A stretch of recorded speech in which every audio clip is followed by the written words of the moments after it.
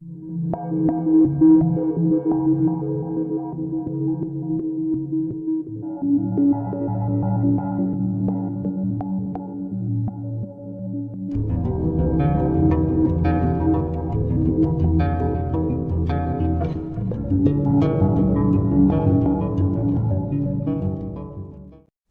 everyone, and welcome to another installment of the JID timeline series.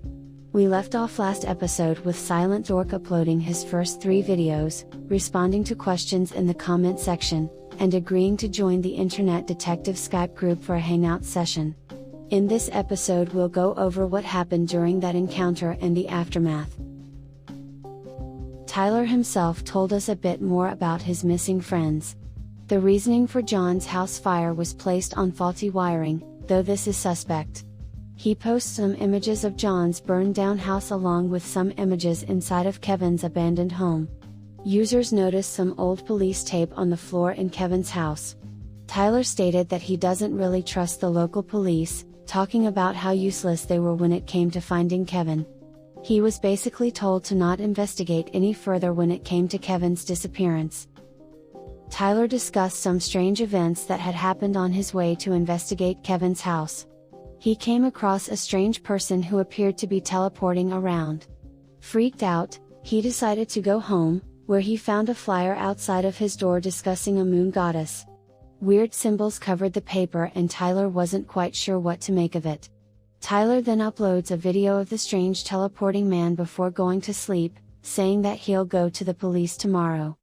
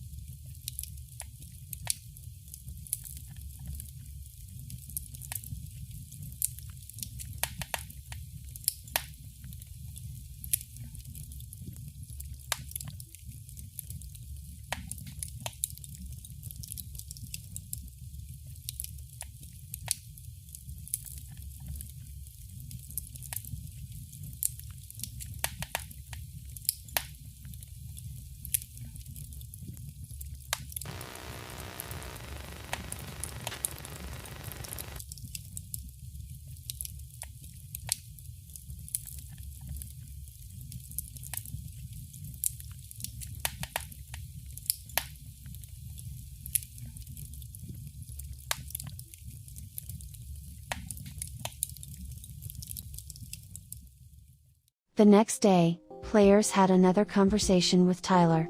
He said that he showed the police the video he took of the strange teleporting man and the moon goddess paper he found. The police demanded Tyler delete the video and took the paper from him. Afterwards they questioned him for over 6 hours.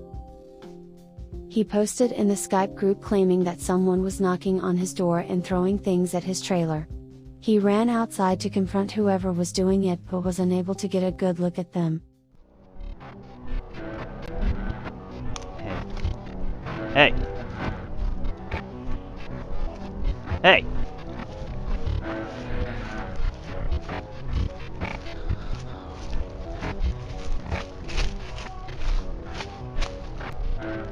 You get back! He says they were wearing some sort of strange mask and seemed to be teleporting around similar to the strange man he saw days prior. He recorded footage of the event which he later uploaded to Silent Dork. In the video we see Tyler find some sort of recording device sitting outside his house. When played, a distorted voice can be heard. What exactly this voice says is difficult to make out.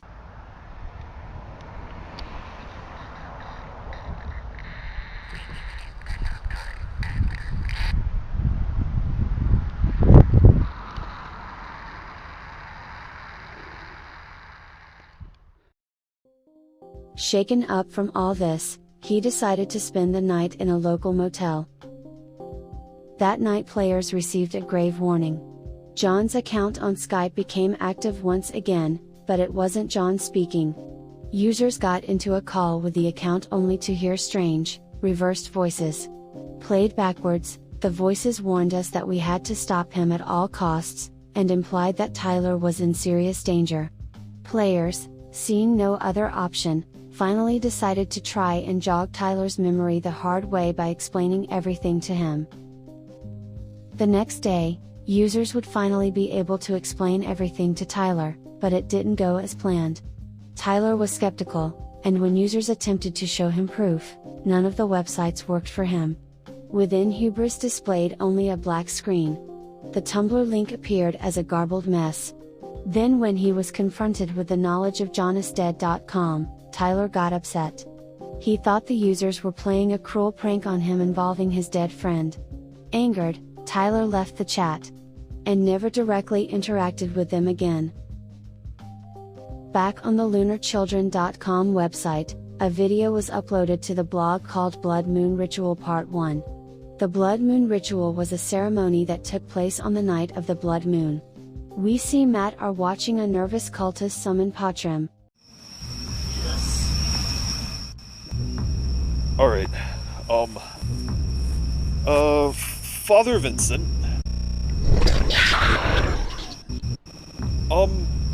Might I ask, why have we chosen to perform the Blood Moon ceremony here instead of, in the holy building?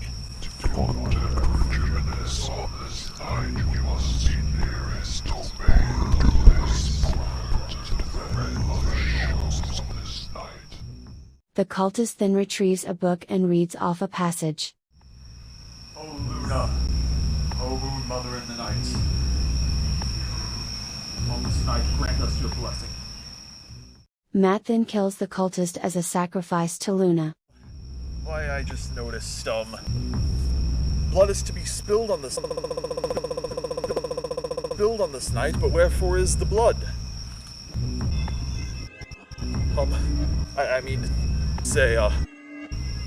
Whose blood shall be spilled? Players discovered that if you look closely at several points in the video, you will discover some hidden text.